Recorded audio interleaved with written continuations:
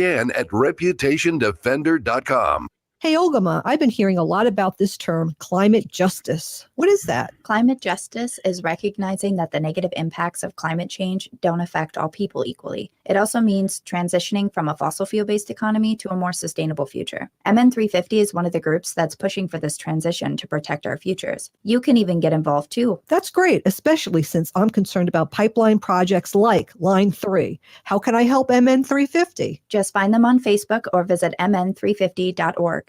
The new Line 3 tar sands crude oil pipeline threatens our water and climate.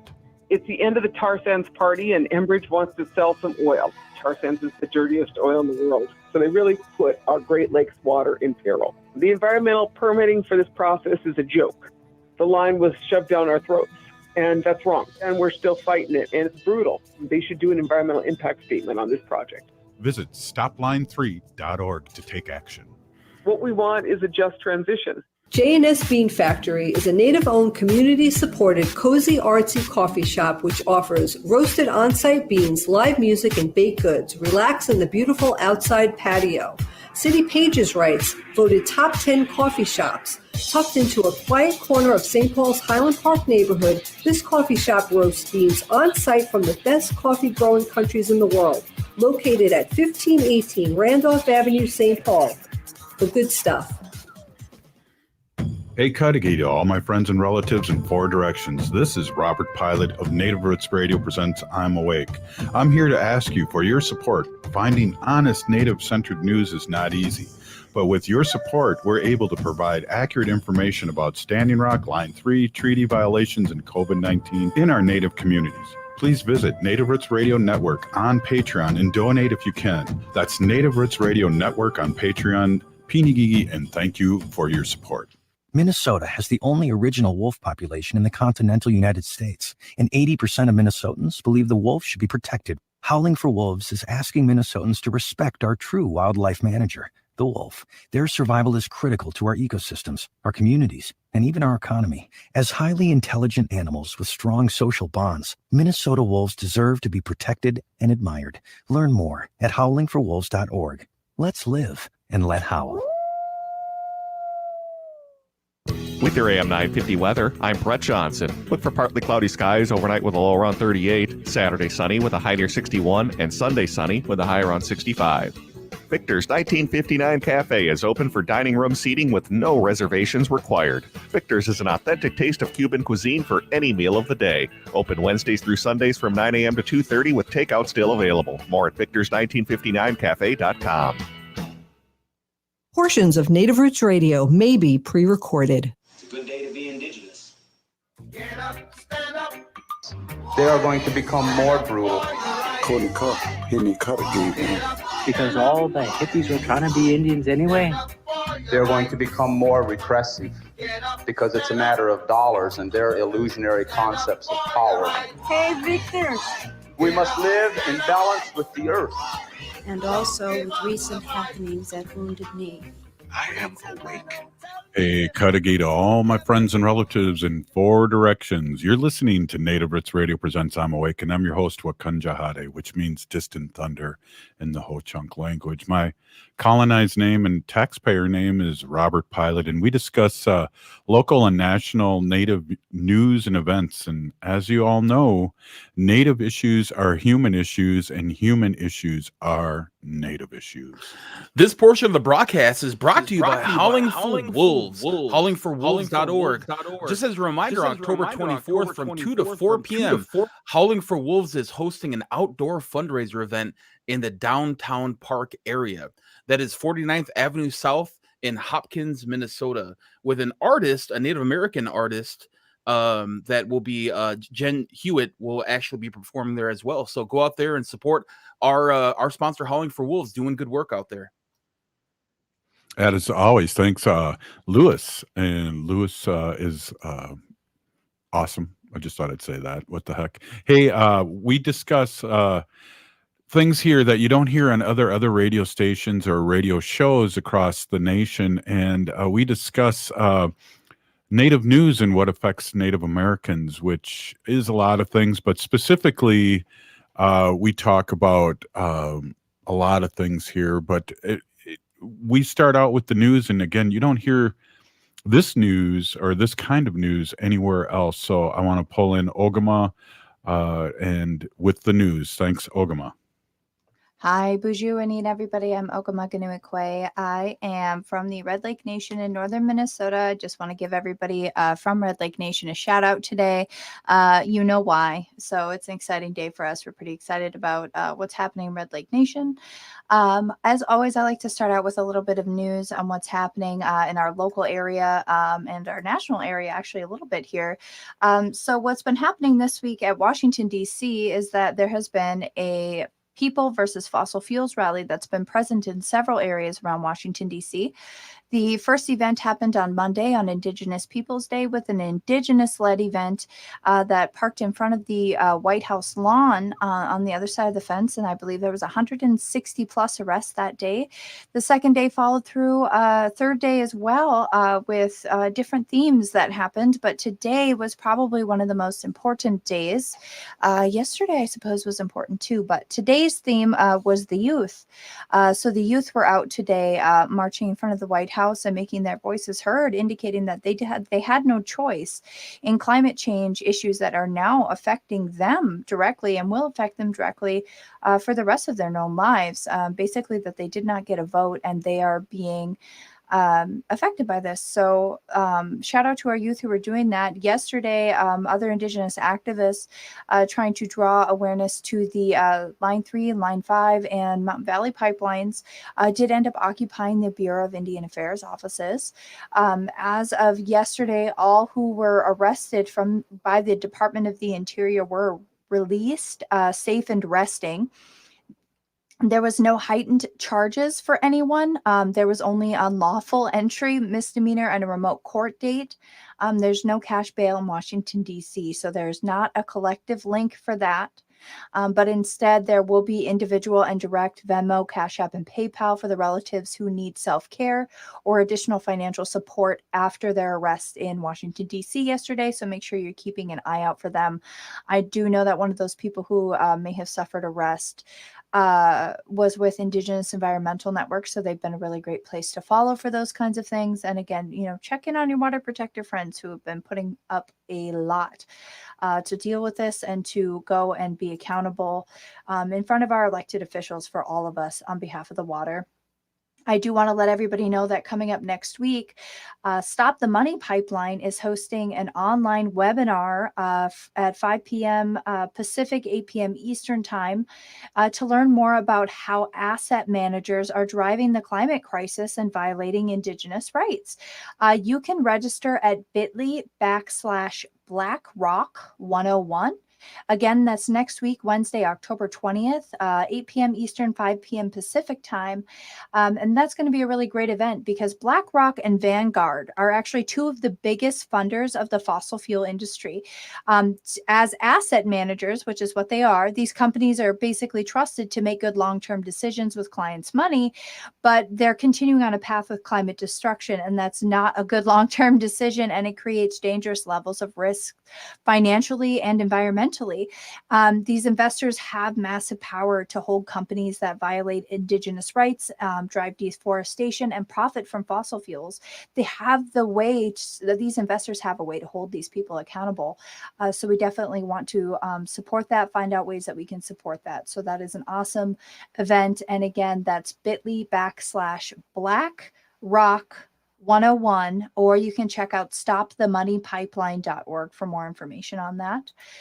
Here in Minnesota, the flags of the 11 federally recognized tribes within Minnesota have now been provided to each school site by the American Indian Education Department to be used for teachings and displayed for representation with the First Peoples of this land. The flags will also be represented at every year's graduation and large district gatherings. So that's really exciting to finally have all 11 nations flags, federally recognized nations flags recognized in Minnesota.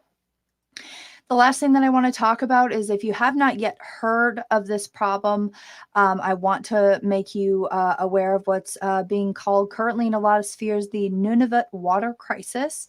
The capital of the Nunavut nation, Iqaluit,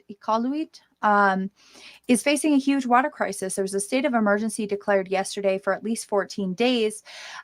What's basically happening is that there was fuel in petrocarbon or petroleum fuel in the city's water supply. Petroleum hydrocarbons is what it is. So about 8,000 residents are being advised to not consume tap water for drinking or cooking until further notice. Even boiling or filtering the water is not safe. It's too early to know what's going on. They just sent the water out for testing and they're expecting it to be back within about 5 days. The mayor of Iqaluit, Mayor Kenny Bell, told a news television station in Canada that the investigators discovered the smell of the petroleum products in one of the containment units that the city uses to store its drinking water, but residents had actually been reporting the smell of petroleum and had started boiling their own water about a week ahead of time. Right now, the mayor is suggesting that it's possible that the water filtration system was likely damaged due to climate change. Residents are having a really hard time right now. Some residents are reporting side effects, including dizziness, headaches, nausea, and vomiting, especially in small children. But residents are also currently paying $9 a liter for a bottle of water or more, and they're lining up for hours to buy it. I've heard some reports from those who are in the area that there is some places where they're paying $60 for a case of bottled water. And they're in this case for at least 14 days, and the water's not going to be potable until then. So this is until October 27th, and we're at the 15th today. There was a major shipment of water, approximately 30,000 liters of the promised 80,000 had arrived as of, I believe, today or yesterday. But it's a dire crisis up there in the Nunavut Nation, and we want to make sure that we send our prayers out to our relatives in Canada and the Nunavut Nation who are, again, directly experiencing problems due to climate change. Wow. Thank you, Pinigigi, for the news. Just want to give a quick shout out. If you're in the Twin Cities, they're having a mini powwow too at the Indian Center tonight on Franklin Avenue. I'll be leaving this show immediately and going and getting my mocks on and do a couple round dances and whatever else needs to happen. So I'll be out there. Pinigigi, Ogimaa for the news. You're listening to Native Roots Radio presents I'm Awake, and up next, State Senator Mary Kunish. We'll be right back after this short break. Stay with us.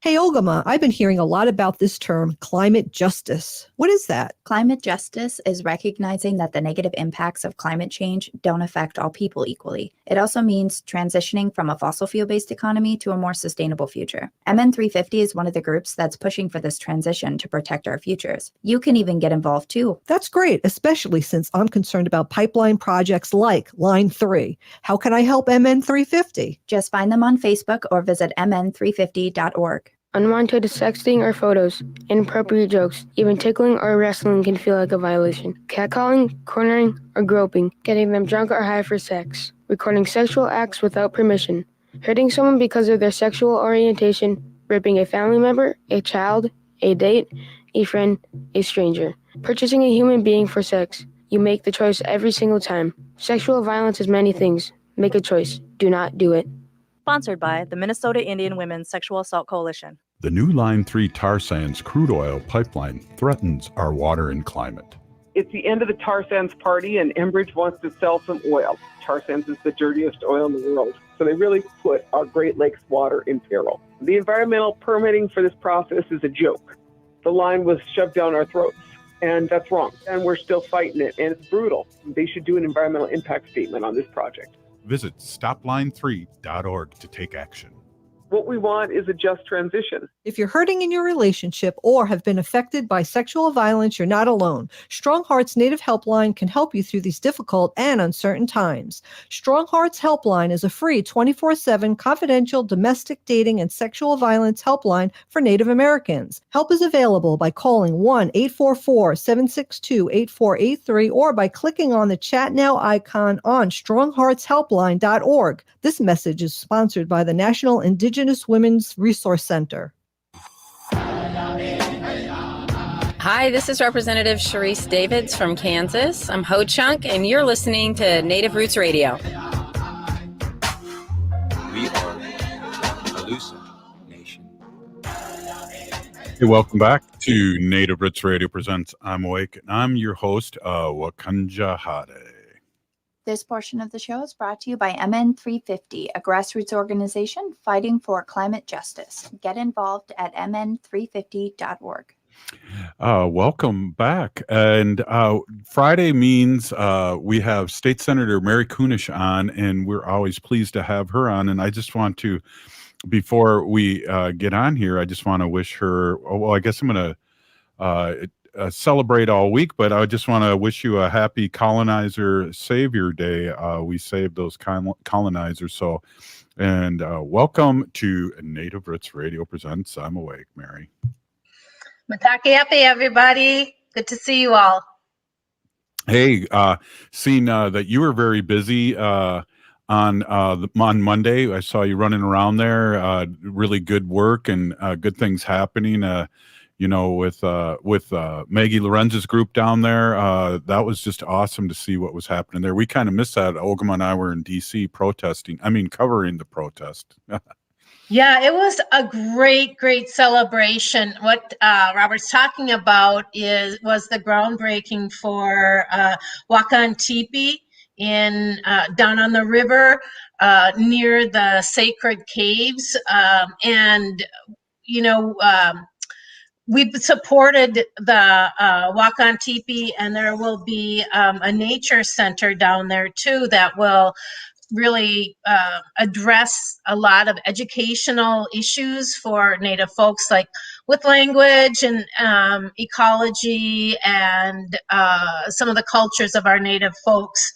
But what was so great is that we weren't sure how many people would show up, and there were just tons and tons of people. We had quite a traffic jam down there. And what was really beautiful is the Latinx community that came and danced and celebrated, as well as the Hmong folks there too. There was a woman who gave just a beautiful song in her native language. And so it really was a celebration of community. And of course, Maggie Lorenz and her husband Barry were there to talk about it. The lieutenant governor was there. The mayor was there. President Shelley Beck from her tribe. And so, yeah, it was just a really great gathering in the evening. I started the morning with a sunrise service at Bade Makaska, and then just bing, bing, bing, bing, bing, and ended up with that sunset ceremony down at Wakan Tipi. Wow, yeah, I missed both those, and I know even last year during COVID, I made it down, and everyone was wearing masks, and it was raining for the sunrise ceremony. But it's funny, we all had masks on last year, and it was raining and it was dark, and I didn't know who anybody was.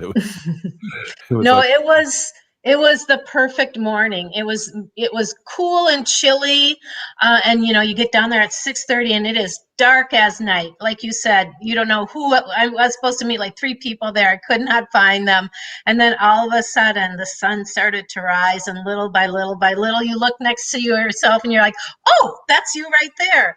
And of course the Lemoyne was there, and he gave a beautiful opening, as well as his son. So it was just a great way to start the day.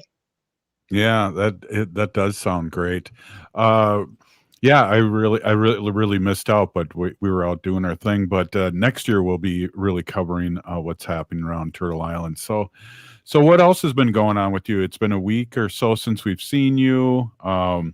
I know you're on break, but really you're not on break because you're No. constantly working, right? And Break, so no break. Yeah.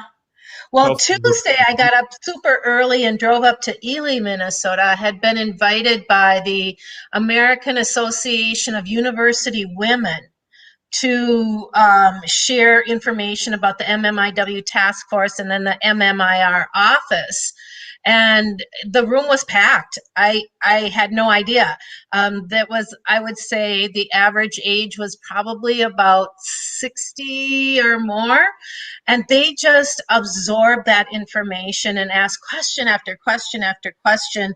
A lot of it is like, why do we not know this? How do we not know that? And of course, I brought into it about the boarding school and the relocation era and child removal and all of those things. And they were legitimately horrified. But it's like I always tell people, if you don't know, we'll give you a pass. But now that you know, it's your responsibility to make some good changes.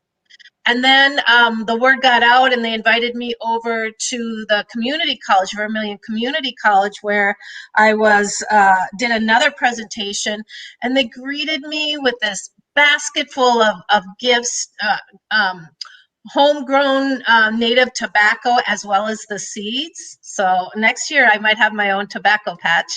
And then there was a drummer and dancers, and I presented my information again, and they asked such good questions. Again, so many of them had no idea of the tragedy and the violence to Native communities, as well as, the removal of our children in so many different ways. So it was for me an incredible educating day. And then I drove all the way back home and did another one that evening for another group. So the word is out. We're getting the word out and educating the public. But another really interesting thing that I got to do yesterday, was to do a presentation on the Native vote and the issues in Indian country on voting. And, we kind of all know this stuff, but when you have to put it down and then actually, make sure that you're being factual, and not just like, well, here's what I know and here's what everybody says, but, go back and look at the data and the information. It was just a great opportunity for me to learn some more things, but again, an opportunity for me to share the struggle of what our Native folks have gone through for years and years. And as I was studying that, I realized that it wasn't until the early 20s that Native Americans were finally recognized as citizens of this land that their ancestors have lived on forever and ever. And I think of my grandpa. So my grandpa wasn't even a citizen of this country that his ancestors lived on forever until his mid-20s. And then he wasn't even eligible to vote in federal vote elections until his 30s, while all along his Irish English wife was voting and was able to do that. So those are the horror stories that it was a revelation to me, even though in the back of my head I knew that, but to put it on paper and then share it with people again, nobody had any idea of these struggles. And so the struggle is real. We're making really good change, and I look forward to this next election and see how we even get more of our Native folks out to vote. Yeah, it's interesting too. It's daunting when you put it all together. I'm here with State Senator of Minnesota, Mary Kunish, but it's totally daunting. And I know we talk about the 60s scoop, and I'm part of that, even though that was a Canadian phenomena, but it was definitely here too in the United States. And for some of our new listeners out in Chicago and Madison, I know you turned me on to that Finding Cleo podcast, and it's a 10-part podcast that really blew my mind. And do you want to just talk about that for a couple minutes here before we jump into the next segment? Right. Yeah, I'm happy to. I stumbled across that podcast. It's called Finding Cleo, and it comes out of the Canadian Broadcasting System. And it's a series of an investigation or a discovery. A bunch of adults are looking for their sister Cleo that had been missing since they were all literally scooped up out of their home, taken from their home. And these are Native kids up in Canada. And they're all dispersed to farms, to families. Some of them were in some pretty bad situations. Some were okay. But the eldest daughter, Cleo, never came home. When somehow all those kids found their way home. And Cleo did not. And the oldest brother, they made a pact that they would find each other. And he was just guilt-ridden because he couldn't or hadn't found Cleo. And so it takes us through the whole process of what is called the 60s scoop. And that was especially in Canada, but it happened here. It still happens in Minnesota. Minnesota has the highest number of Native children removed from their homes than any other state in the United States. It continues today in Minnesota. And so these kids, the family was totally destroyed. The mother herself had been through incredible trauma. I won't tell you everything, but if you can, just Google Finding Cleo, and it's a podcast coming out of Canada, and it's riveting. And it's so, it's so right on what happened. Yeah, we'll talk a little bit more about that, but we're going to take a quick break. We're here with Minnesota State Senator Mary Kunish, and you're listening to Native Roots Radio Presents I'm Awake, and we'll be right back after this short break. Stay with us.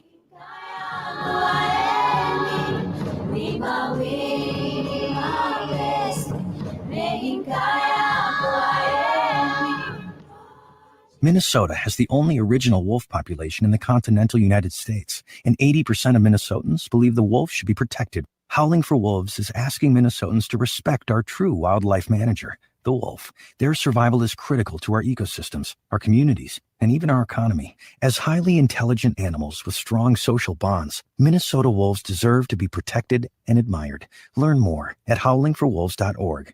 Let's live and let howl.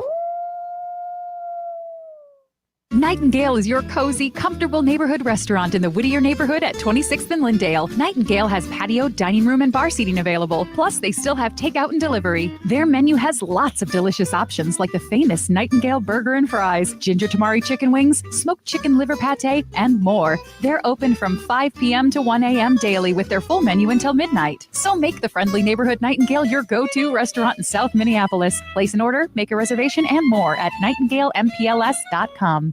Hi, I'm Adam Ostrowski of Woodland Stoves and Fireplaces, and I would like to tell you about a big new tax credit. Starting this year, earn a 26% federal tax credit based on the purchase and installation costs of an efficient wood stove or fireplace insert. We got our wood stove from Woodland Stoves and Fireplaces to lower our carbon footprint and to harvest our own renewable energy. Now you can get 26% off the cost in the form of a federal tax credit. At Woodland Stoves and Fireplaces, it is our job to find a place for fire that works in your life. We have a diverse selection of fireplace products. Clean wood burning, convenient gas burning, and easy to install electric stoves and fireplaces for inside your home or outdoors too. Fire offers comfort from the cold and warms the heart. At Woodland Stoves and Fireplaces, there are so many ways to discover your place for fire, with over 35 working indoor and outdoor fireplaces. Woodland Stoves and Fireplaces on the corner of East Franklin Avenue and Riverside in Minneapolis. Out of the ordinary products and services since 1977. This is Santita Jackson, Minneapolis, St. Paul. I couldn't be more excited about starting our days together, Monday through Friday, 6 to 8 a.m. Central on the Progressive Voice of Minnesota. This is Greg, host of Ghostbox Radio. Create a pathway for connection and enlightenment in your life with Collective Dimensions. They're an inclusive metaphysical shop that specializes in high vibration and healing resources. Collective Dimensions has some of the most gifted practitioners in the areas of Reiki, mediumship, tarot, and more to guide you through your personal journey of spiritual growth. They'll assist you in your journey of self-care. So, awaken your individual and collective awareness with Collective Dimensions. More at collectivedimensions.com. Hey, Wendy, what are we doing for dinner after the show? How about we go to J. Selby's on 169 Victoria Street in St. Paul? They have a delicious plant-based menu that's compassionate and environmentally sustainable. I'm getting their spot-on vegan Big Mac, the dirty secret. You can pick up and they deliver within a 5-mile radius, or you can call them at 651-222-3263 or visit jselbys.com. Well, you sold me, Wen. Let's go order at J. Selby's tonight. I'm hungry. Is your remote workforce putting your company at risk? Cyber criminals are targeting your employees with COVID-19 inspired emails and attacking businesses like yours. Hi, Mark Sommerfeld from Rymark. Rymark has the tools and expertise to enable your employees to work securely from home. If you need help getting your staff to work remotely and securely, call 651-328-8900 or go to rymarkit.com. That's 651-328-8900 or rymarkit.com. With your AM 950 weather, I'm Brett Johnson. Look for partly cloudy skies overnight with a low around 38, Saturday sunny with a high near 61, and Sunday sunny with a high around 65. For over 45 years, Woodland Stoves and Fireplaces has been helping you find a place for fire that works in your life. They have over 35 working indoor and outdoor fireplaces on display at their showroom on the corner of East Franklin Avenue and Riverside Avenue in Minneapolis. Learn more at woodlandstoves.com.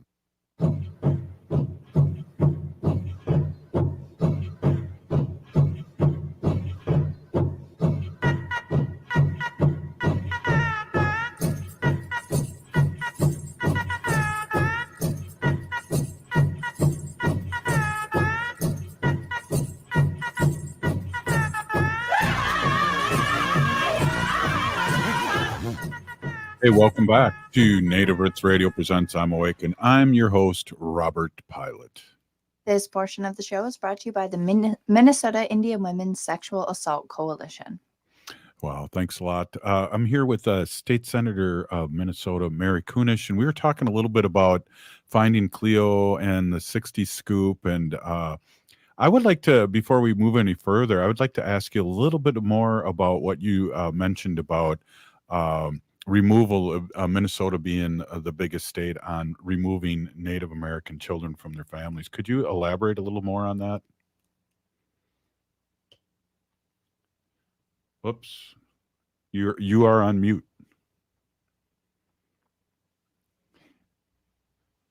There we are. Yep. It's a sad reality that here in Minnesota, we continue to remove our Native kids from their families at higher rates than any other state in the United States. And from what we've heard, from what we can see from the data, is that they're removed from their families at higher rates and oftentimes separated out and sent to put in foster care. And so what happens is that this is another way that our kids, our families are destroyed. I think across the nation, I read that Native Americans are up to 4 times more likely to have their children taken and placed into foster care than any other non-Native group of people. And it's really a dirty secret around Minnesota. Our Native kids represent more than 35% of those in foster care across the nation, and yet our Native Americans make up only 9%. No, in Minnesota it's 2%. So it's the disproportionality is just unbelievable. And the thing is that in 1978 there is this Indian Child Welfare Act. It's Ikwe. Was created, and it's there to provide extra protections. It's there to continue the discontinue the unequal impact rate of Native American kids that are in foster care. And so for whatever reason, oftentimes our county social workers, the legal system is not familiar with ICWA and what was supposed to be happening. And it's just a really sad thing to recognize. So I sit on the board of the Ikwe Indian Child Welfare Law Center here in Minneapolis. And we hear these stories and we do the best that we can to help these families intercept any issues with separation from parent and child. But we also really work to reunify them. And so this continues to be the case. Oftentimes kids are removed for reasons that, other non-Native kids would not be removed. We had a story about one grandma who was watching the kids because the parents work, and the kids ran out of the house, got on the bus. Well, it was cold outside, and when the kids got to school and they didn't have their jackets, child protection was called and the children were removed from the family. I mean, I worked in middle schools. Robert, you worked in high schools. There's tons of kids that, come to school in shorts and clip clops in the middle of winter in a storm. They're not removed from their families. No. So this is continuing to be a huge issue, and there are a lot of people still working to counteract this. Right. And I think there's been some interesting comments on our Facebook Live and YouTube feed, but I do believe, like you said, it's a way to erase this, another genocide of breaking up families, breaking up culture, breaking up of who you are, and all those things, Mary. Well, I think that for so long, the perception of Native folks, our communities, is like those poor Indians, those backward people. They would rather live up in the woods, rather than in the city or in town or things like that. Look at them. They still like to hunt and fish and be substance, eaters. And I think that perception is still very, very much there, and it's just so hard to break it. I once somebody said to me, why do the Indians drink all the time? I mean, if you drive down the road, the streets, in some places you see these Indians all around, just laying around, they're drunk. And I said, wait a minute, drive down your main street on a Friday or Saturday night when bar closes and see all the white people stumble out. Is it because, Native American people are more identifiable, or you just don't see these things in white people anymore, but you're looking for it out of people of color? They're no different than anybody else. And it was just like the light bulb went off in the guy's eyes. It was like, wow, I never really thought about that. And I said, that's exactly it. You're looking for reasons to do that. Ogimaa, I think you said you thought you had something to share. When you were talking about, how permeated these kinds of stereotypes are into our culture, this is a story I've told on Native Roots Radio before, but I feel like it fits here. We're talking about the foster care system. I have an 8-year-old daughter, and I have another daughter on the way. She'll be here in March.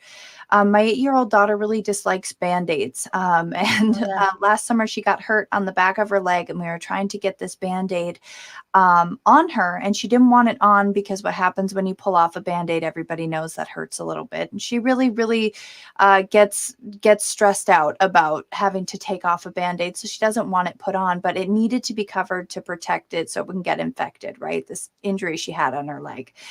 And me and my partner were basically like holding her down going, okay, I'm sorry you don't want to do this, but we have to cover it in some way to protect it. And she was screaming and crying and carrying on. And finally, him and I stopped, and we had to look at each other and go, okay. So we walked away for a minute. We came back and we explained to her, you cannot scream like that. We're Native people. Okay, so that means that if you scream like that, our neighbors don't know why you're screaming. They may think that we're hurting you. The police are going to show up, and you're unfortunately more likely to be taken away from us. And we explained it to her not quite so frankly, but it was that warning that you as a child do not have that luxury to throw that kind of a fit. You know, children throw fits, it's how they learn, but she doesn't have that kind of a luxury as a Native child because she is more likely to be removed from her family. You know, I'm a Native woman, my partner's a Native man, and he's, 6 feet tall. If somebody hears her screaming, the police come to the door. The perceptions, like you're talking about, that all Natives drink, that officer is likely going to have, which is likely to be a white male officer in my area, is going to be a situation that's going to look very bad for my family, even though we're just trying to take care of this child who is a bit of a warrior spirit, and I am not the only Native parent that I know that has had to tell their kids that. Yeah. Lewis, you had something too to add. Yeah, real quick. I know we're running low on time, but I'd be remiss. I come from Lakota people, and white clay was such a big issue for us. And to talk about how a town of 20 or maybe 8 people was able to make millions of dollars off indigenous people serving them alcohol right off Pine Ridge Reservation. That was a huge fight. We told them time and time again, we are dry reservations. We don't want the alcohol there. And time again, state legislatures will look the other way when it comes to indigenous people getting alcohol on the reservation, allowing a small town to make so much profit, while these same white people go out there and promote the drunk Indian stereotype. Right. Exactly. Anything to undermine, the feeling that these, like, our Native folks can get by, but unfortunately, they're always trying to do underhanded things to make it look even worse than it really is. So that's really, it's just really tough. It's so sad that we still have to do this in this time and age. Right. But, the positive thing too, Mary, is what you said that you were doing this week. The more we can educate our allies and our friends about what happened historically, MMIW,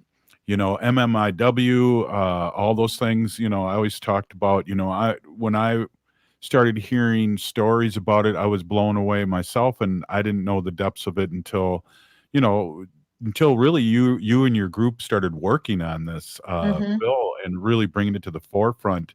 And our neighbors in Wisconsin are working on that now too. So let's give them a little nudge too. But you're really way ahead of what's going around all around the nation about this. And it's exciting to see. And hopefully we'll get a tour and maybe a little desk in your office there. And, no, I'm just kidding. But it's awesome it's really great to hear all that we've talked about for not that long that come to fruition. Yeah. And it's telling those stories. It's telling the truth. It's like connecting the dots. When people say, why is this? And you go all the way back to the moment Christopher Columbus and his men stepped on this continent, intending to steal any riches, and that included people. They sent tens of thousands, hundreds of thousands of Native people back to Europe for slaves. There are terrible stories, horrible stories in their diaries and their journals about what they did and how they preyed, especially on very, very young women.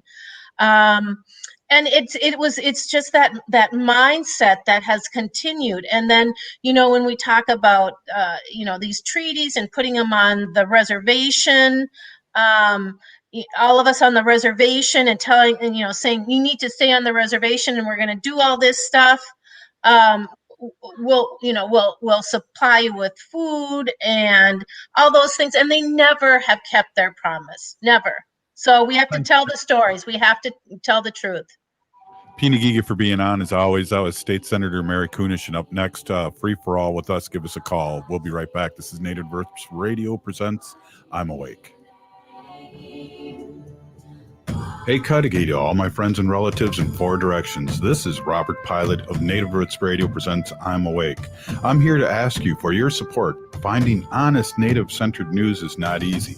But with your support, we're able to provide accurate information about Standing Rock, Line 3, treaty violations, and COVID-19 in our Native communities. Please visit Native Roots Radio Network on Patreon and donate if you can. That's Native Roots Radio Network on Patreon. Pinigigi, and thank you for your support. Hey, Ogimaa, I've been hearing a lot about this term, climate justice. What is that? Climate justice is recognizing that the negative impacts of climate change don't affect all people equally. It also means transitioning from a fossil fuel-based economy to a more sustainable future. MN350 is one of the groups that's pushing for this transition to protect our futures. You can even get involved too. That's great, especially since I'm concerned about pipeline projects like Line 3. How can I help MN350? Just find them on Facebook or visit mn350.org. If the statistics say that 1 in 3 Native women and 1 in 6 Native men have experienced sexual assault in their lifetime, it means our whole community is affected by sexual violence. 1 is too many. Don't stand by, stand up. Don't engage in acts of sexual violence and shut down the dirty jokes, the gossip, the victim blaming and shaming. As a community, we can change the way we respond. Contact the Minnesota Indian Women's Sexual Assault Coalition to attend a workshop to learn more. Sponsored by the Minnesota Indian Women's Sexual Assault Coalition. Minnesota has the only original wolf population in the continental United States, and 80% of Minnesotans believe the wolf should be protected. Howling for Wolves is asking Minnesotans to respect our true wildlife manager, the wolf. Their survival is critical to our ecosystems, our communities, and even our economy. As highly intelligent animals with strong social bonds, Minnesota wolves deserve to be protected and admired. Learn more at howlingforwolves.org. Let's live and let howl.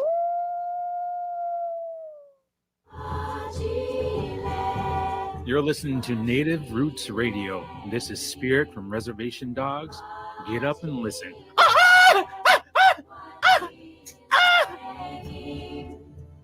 I love it. Welcome back to Native Roots Radio presents I'm Awake, and I'm your host, Robert Pilot. This portion of the show is brought to you by Howling for Wolves. Howling for Wolves invites you to an outdoor fundraiser featuring Native singer Jen Hewitt. Jen Hewitt is an accomplished Native American songwriter who captures the wolf's spirit. She will lead on stage with a set of songs. And you can visit howlingforwolves.org/event to help wolves and to find the complete event information. The event is October 24th from 2 to 4 p.m. at the Downtown Park Pavilion in Hopkins, Minnesota at 49th Avenue South. Again, that is Jen Hewitt, Native American singer-songwriter for Howling for Wolves coming up on October 24th. Howling for Wolves is protecting wolves for future generations. Ooh, we kept the state senator just for that. Thank you, Mary, for howling. Hey, before we get going too far here, we got a couple calls that I want to jump on. Susan from Madison, Dane County, wants to talk a little bit about Native foster children. Welcome, Susan. Thanks for calling. Thank you. I just wanted to say that I did listen to the podcast Finding Cleo. And the other thing I wanted to mention is that my family had, my sister and her husband had been fostering African-American children. And there was a situation that came up when they had a baby that they thought they would be able to keep. And they ended up having him getting reunited with his mother. And I remember the feelings that our family had because we are white. We were upset that we were losing this child. But then at the end of it, we had this party, this celebration with the family. And it was really nice. And so I was thinking about this and I'm thinking, wow, that was kind of the exact thing that's been going on for Native kids as well. And it's not fair to have that idea that you can do something better than someone else. So I had a real awakening when I was thinking about this in my own family. It was nothing that we were doing vindictively. It just happened that's how it played out. But it was out of our wanting to be supportive of a child Do you understand what I'm going with this? Oh, And it really wasn't anything that wanted to. Yeah, there was nothing that we wanted to do that was awful. But at the end of the day, we realized that this was for this child's good. That his mom was ready to take him back. She had support with her family, and so we made it into a celebration instead of making it something else. That's all I wanted to say.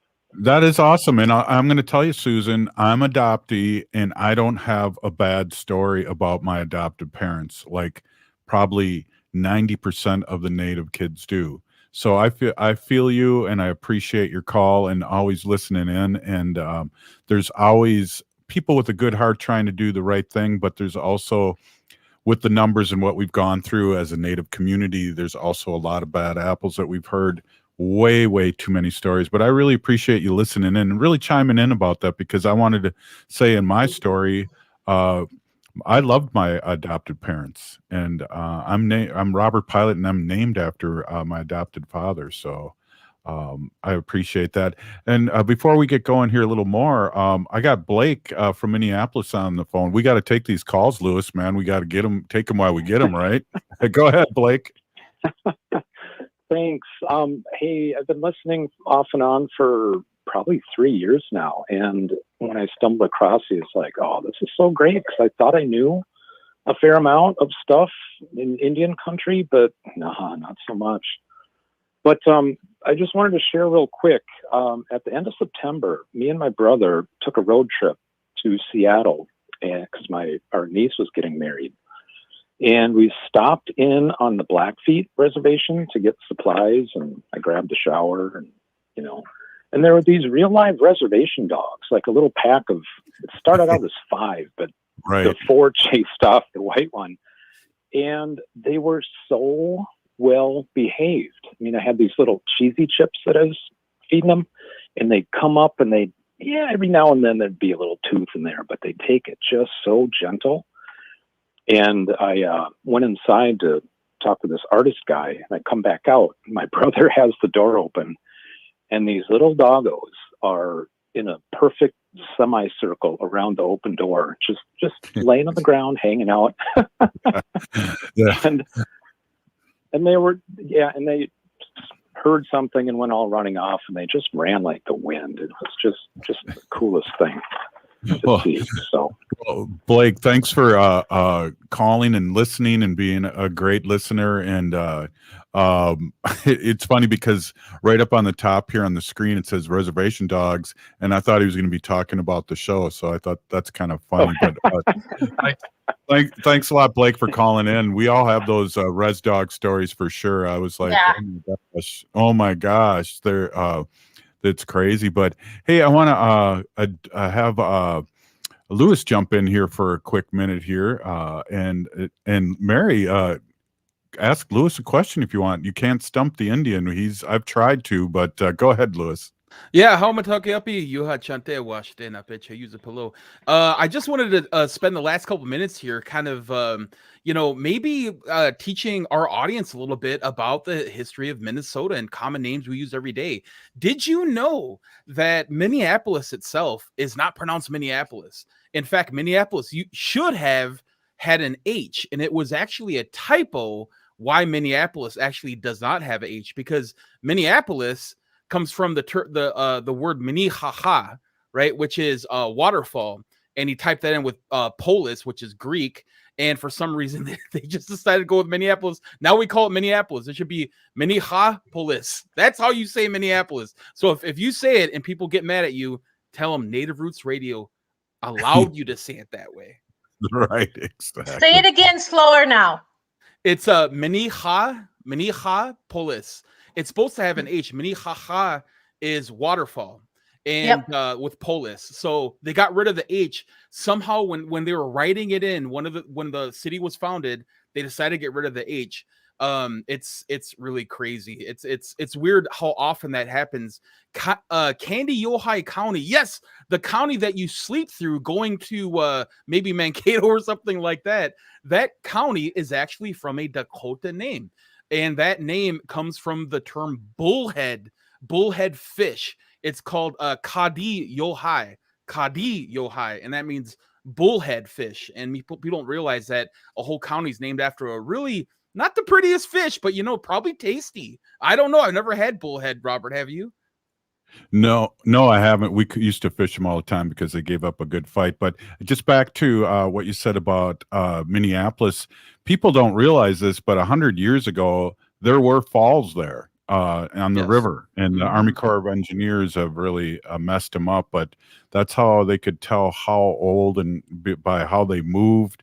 And it's a long story, but I took a nice class in college about that. So, but yeah, people don't realize that. You got time for one more, Lewis? Yeah. So where you see a lot of white Land Rovers getting lattes, Chanhassen, right? But actually, that word is Chaha Sapaha, where white bark trees are on hills, or where hills that have white bark trees, and that's near, of course, Waiziata.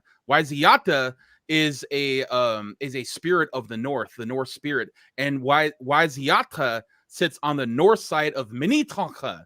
Minnetonka, it means big river in Dakota. So wherever you go, wherever you get your iced macchiato, you're on a Dakota named land. Wow, that's Fun Facts Friday. We miss you, Wendy, but this was pretty awesome too. Let me give you a quick applause and end the show. All right, great job, Lewis. All right, hey, I would like to end with these thoughts. If you are listening to the show, you are part of the resistance. We need to resist, divest, join a group, and run for office. Peeny Gigi for State Senator Mary Kunish to be on. We're still here. We are the seventh generation, and the cat just turned off my phone. See you Monday. Have a great weekend. At Metro Transit, they want to say thank you to those who have been riding with them, reintroduce themselves to those who have been away, and welcome those who are new to the community and transit system. During this time of transition,